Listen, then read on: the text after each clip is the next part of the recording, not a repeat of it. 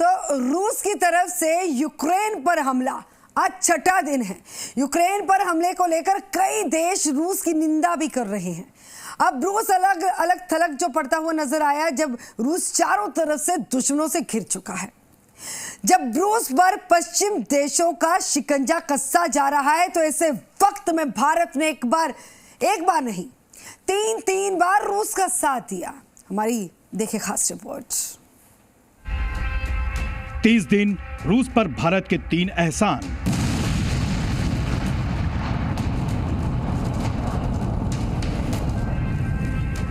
रूस और यूक्रेन के बीच जंग जारी है।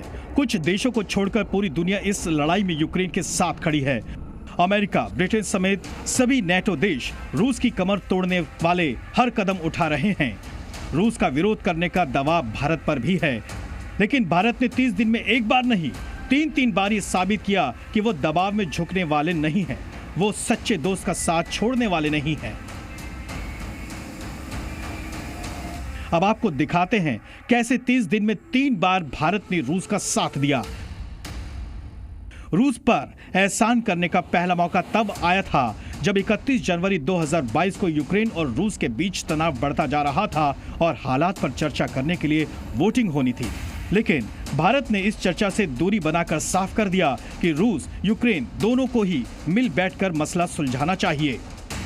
दूसरी बार रूस के खिलाफ विरोध जताने के लिए वोटिंग में हिस्सा लेने का वक्त भी भारत ने वोटिंग से दूरी बनाई और रूस पर दूसरा एहसान किया। Taking into consideration the totality of circumstances, we decided to abstain.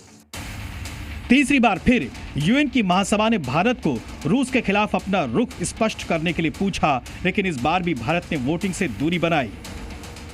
Our Prime Minister has advocated this strongly in his recent conversations with the leadership of the Russian Federation and Ukraine. In this regard, we welcome today's announcement by both sides to hold talks at the Belarus border. Bharat रूस का भी दोस्त है और America से भी उसके अच्छे संबंध हैं, लेकिन रूस और यूक्रेन युद्ध पर भारत का मत साफ है।